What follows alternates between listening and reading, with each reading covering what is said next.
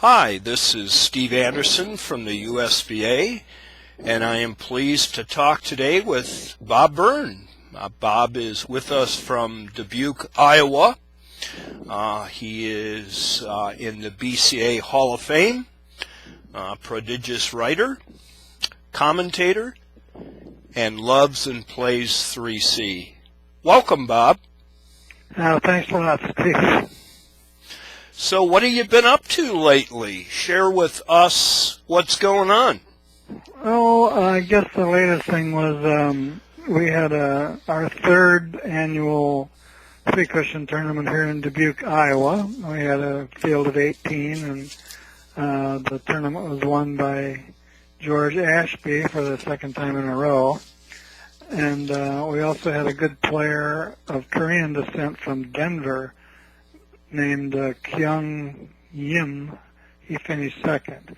I was lucky to make the finals, but one of my games started at 1:45 in the morning, and then I had to get up early to open up the building.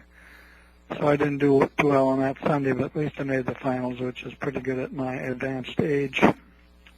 Yeah, boy, that is a pretty tough row to hoe when you're being up that late and then you have to get up early the next morning. Yeah, I can understand that.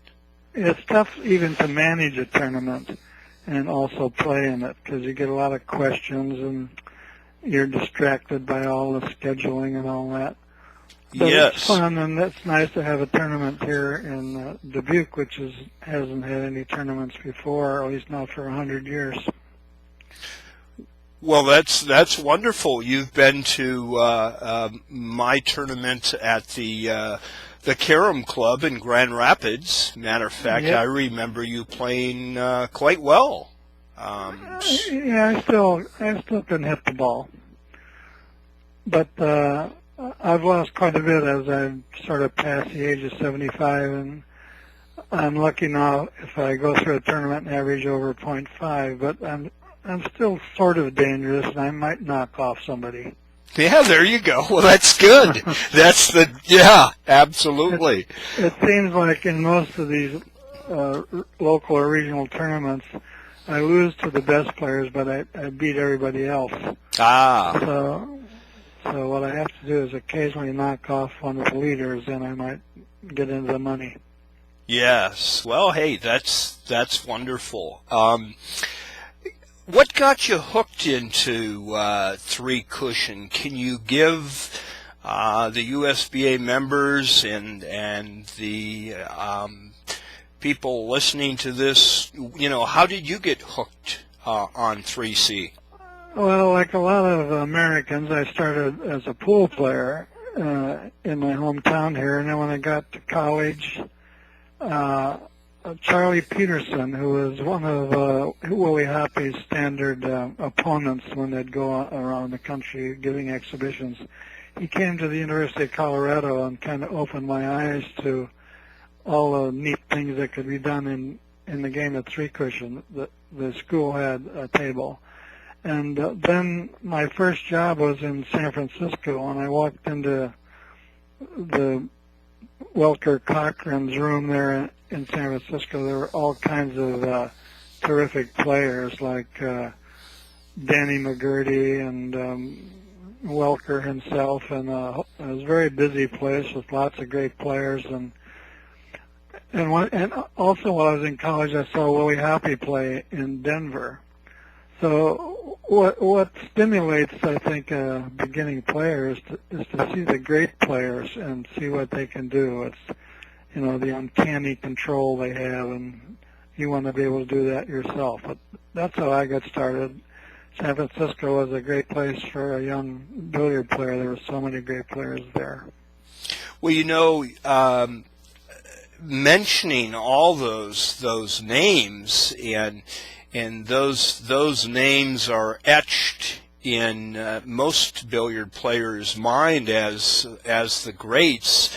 And when we look at, not that we don't have very good players in the United States now, I'm not saying that, but there seems to be the game has been hijacked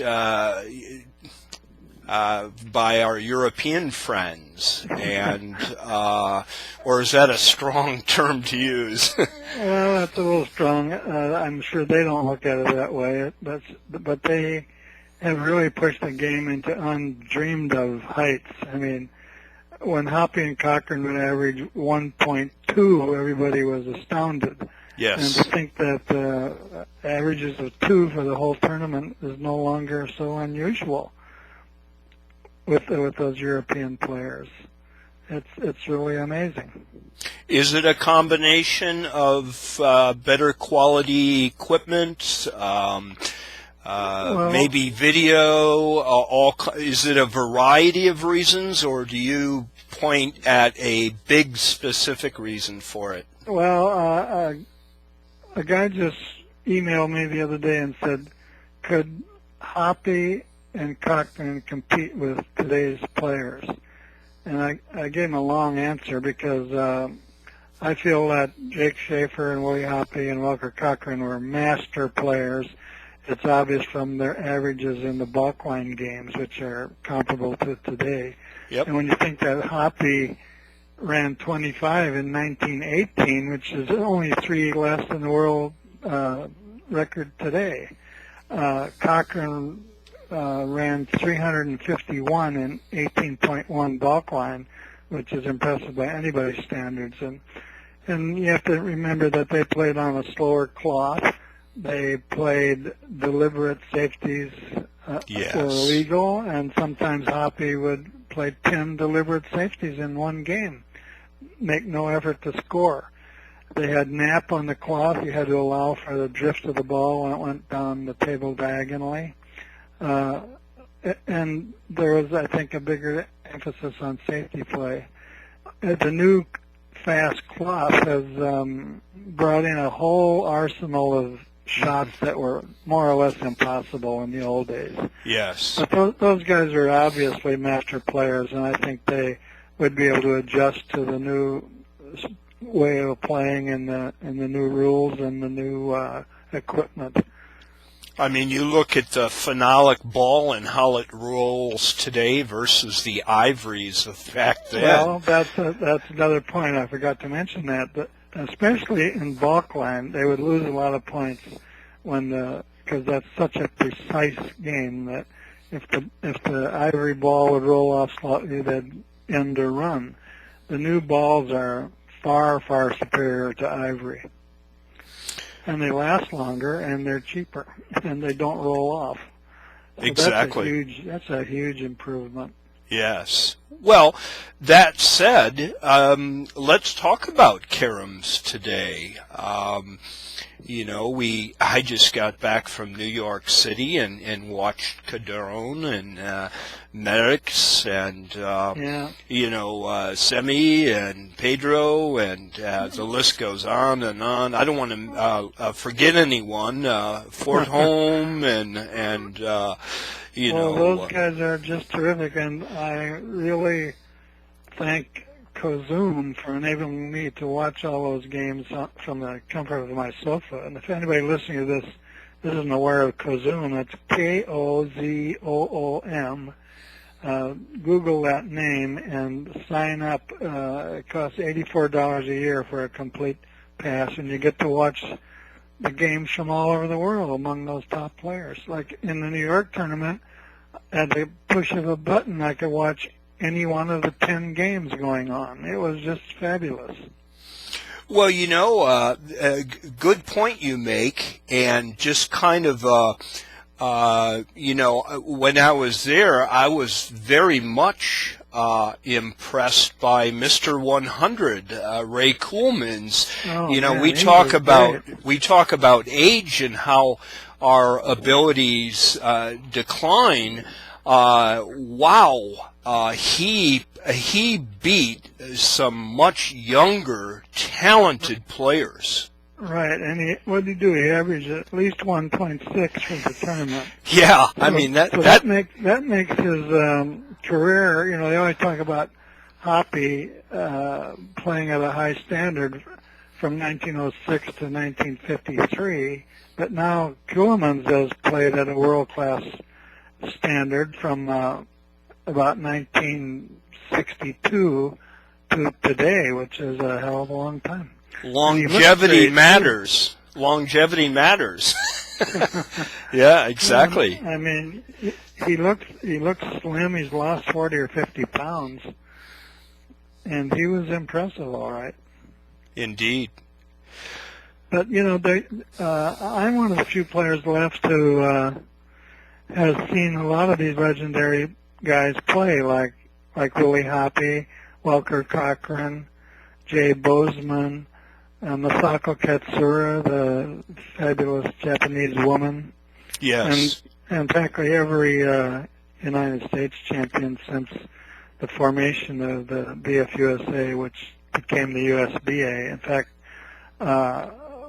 when I was in San Francisco, a group of us heard about Ceulemans.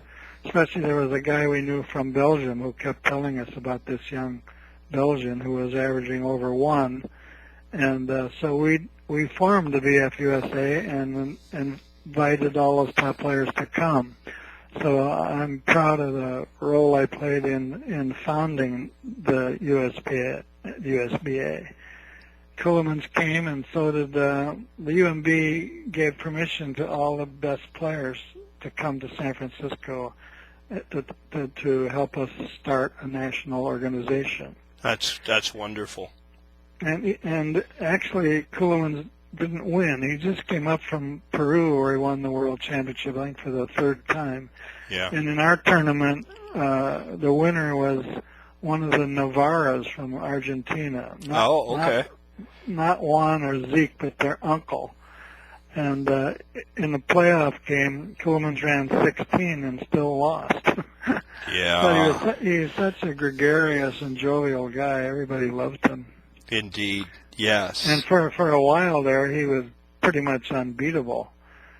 I think they used to play to 60 points, and nobody could beat him. Yep, I remember and so that. Then they switched to the set system, thinking that would give other players a chance. Didn't matter. No, it didn't really. Yeah. Well, I think his game went down slightly when he had to wear glasses. And I can't remember exactly when that was. In the 70s, I think.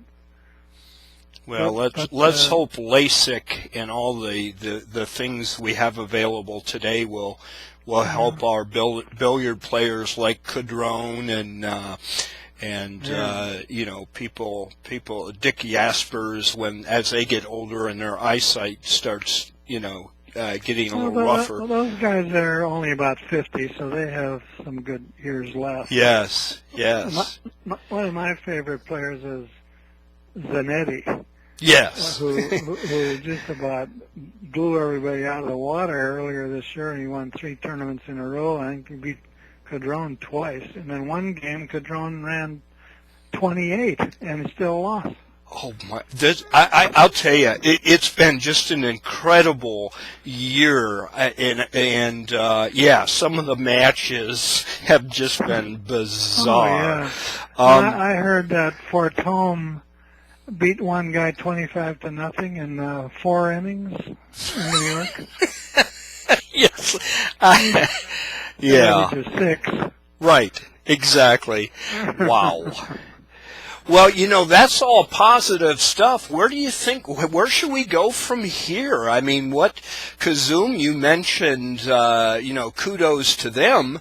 Is the next step? What is the next step, Bob? How do we keep this thing going? Well, 100 years ago, the game was propelled by the Irish and the Germans.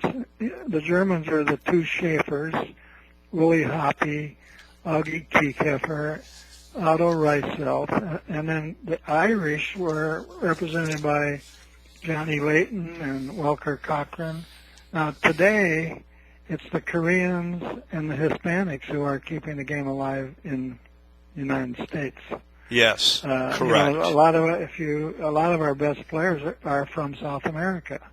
Yes, Hugo absolutely. Patino and Pedro Buena and Miguel Torres. Absolutely.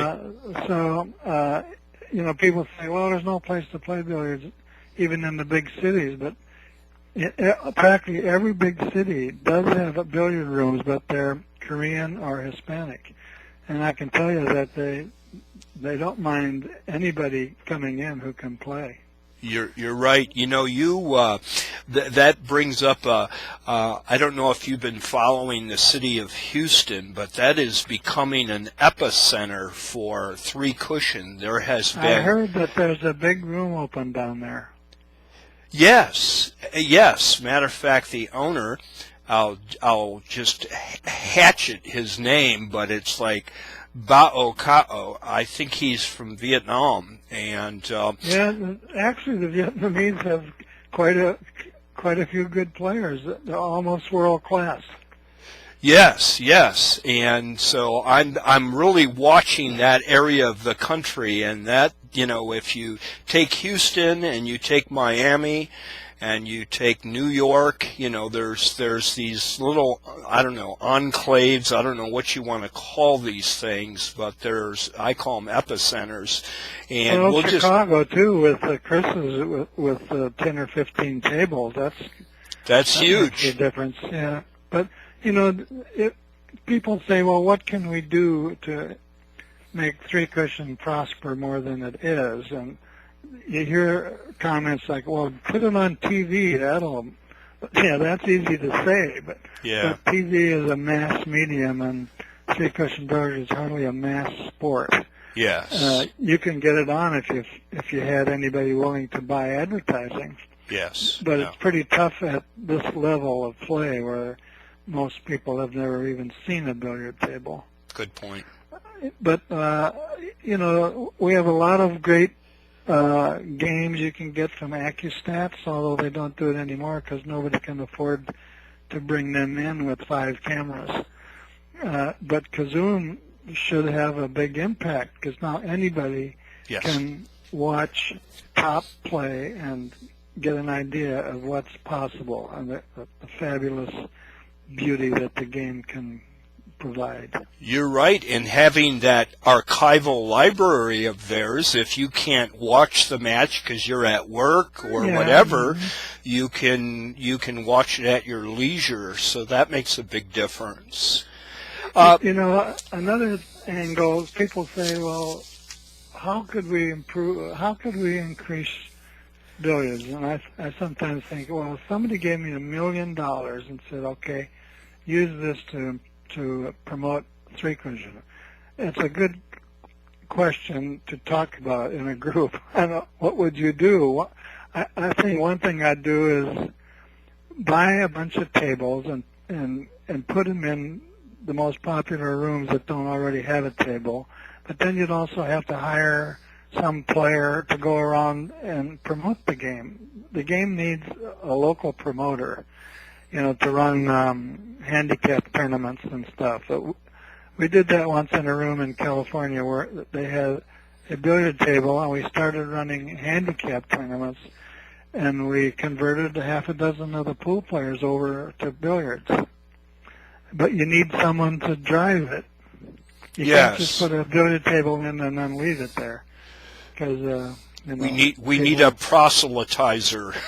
Right. You need a promoter like Bill Hawkins used to be, and Mason Shooney's pretty good at that too. I remember being in a room once. They had a billiard table right near the door, and a group of young teenage girls came in, and someone noticed the billiard table and said, "Gee, what kind of a table is that? It has no pockets." And one of the other girls said, "Oh, that's where you roll your cue to see if it's straight." That's good. Exactly. It's a shame that the game, the game I don't think has ever been on national TV. The only time you would ever see a billiard shot on national TV is if you're watching The Hustler. There's one shot in there. Paul Newman plays a 5-rail bank shot or something. Oh, yes. That even he could make. But speaking of The Hustler, you don't even see any good pool playing in that movie because although Jackie Gleason could play decently, Paul Newman couldn't play at all. So they couldn't show Gleason running balls because then they'd have to show Newman. So all you saw was close-ups of balls going into a pocket, that sort of thing. Exactly. Well, what we need to do, well, maybe that's it. That's one of the ideas. You said if I had $1 million, I would do ABC. Maybe with that $1 million, you try to get producers or directors or people in Hollywood to do another movie. Gosh, I remember back in the 80s when The Color of Money came out, and I'm playing this 14.1, and these guys are flinging their sticks around, like they did. A la Tom Cruise, you mean? A la Tom Cruise. So, yeah. I mean, it has such a there's a magical power, it seems like, with these kind of movies, and maybe doing the story of a billiard bum McGordy or something would bring some interest. But yeah, we that almost got made into a movie. We came within an inch. The United Artists commissioned a screenplay, and then they had the screenwriter do a second version with the studio input. And just before it was going to be financed, the head of the studio, who was a big fan of that book, wised off to his superiors at MGM and got canned. And of course, all of his projects went down the toilet. But that was a very close call. It's not an easy book to film, even though any player, pool or billiards who reads it usually loves the book, because it covers 4 or 5 periods of American history, and if you tried to recreate them with period automobiles and all that stuff, it would cost a lot. So you'd have to. Yes, no, that good point you make. Well, hey, this, you've had another book that you wrote that actually was it a made-for-TV movie, or was it a movie in the theaters? I'm trying to remember. I've written over 20 books, and including 7 novels, and one of them called Thrill, about a sabotage roller coaster. There you go. It was made into a Monday night movie on NBC. So that's the only book of mine that's been made into a movie, even though McGurdy was a close call. Well, speaking of books, you certainly have a buffet of books. Is there a favorite? Is there one that you think has had the most impact for pool and billiards? Well, obviously, my first instructional book, which was Byrne's Standard Book of Pool and Billiards, and later I added some material to it and called it Byrne's New Standard Book of Pool and Billiards. That has had a big impact. In fact, it sold something like 500,000 copies, which may well be more than all the other books out there put together. I don't know, but yes, I was first, so I kind of captured the flag there. And there's quite a few good books out now, but mine is up there, and it still sells steadily. Yes, that has had a lot of impact. McGurdy is another popular book that I enjoy rereading myself. Sure. I have 2 other books that I'm fond of that I wrote. One is called Memories of a Non-Jewish Childhood. It's about growing up Catholic in Dubuque, Iowa. Yes. And I say that my school was St. Procopius, the patron saint of acne. Oh, that's good. Other popular books I've done I've got 2 big, hefty collections of humorous quotations, and they sell well too, and I'm proud of them. Well, as you should be. Well, I'd love to talk to you for a long time, and hopefully we will bump into each other at some tournament coming up. But I guess my last question is your legacy, the books, the videos, the novels, the commentating you did for World Cups and for AccuStats and all that kind of stuff. How would you like to see, what is your legacy, or how would you like to see that? Well, I'd like to be remembered as someone who did a lot to strengthen three cushion. When my book when the standard book came out in 1978, three cushion was steadily going downhill, and naturally for the publisher, the money is in reaching out to pool players who outnumber billiard players like 10 or 20 to 1 at least. But I put probably a third of that book on three cushion, which yes. was, and the publisher didn't really know any better. That's good. And the pool section is a very good. My diagrams are better than other people's, I feel, which is one of the reasons that book has prospered. But there was so much about three cushion in it. I think it called attention from a lot of good pool players about three cushion. I agree. And I feel it's been a positive influence on the game there. Then of course my other books on the game also have quite a bit about three cushion, and no other writer would have done that. But I love three cushion, so I was able to sneak in a lot about three cushion. Well, and I'm glad you did, and I agree with everything you just said. It was so supportive and exposed people that wouldn't have been exposed. I want to thank you for taking the time out to talk with me and to the USBA members and the other listeners, and stay healthy and wealthy and wise, and well, thanks a lot, Steve, and thanks for asking me for this interview. And I want to say hello to all my billiard friends around the country and even around the world.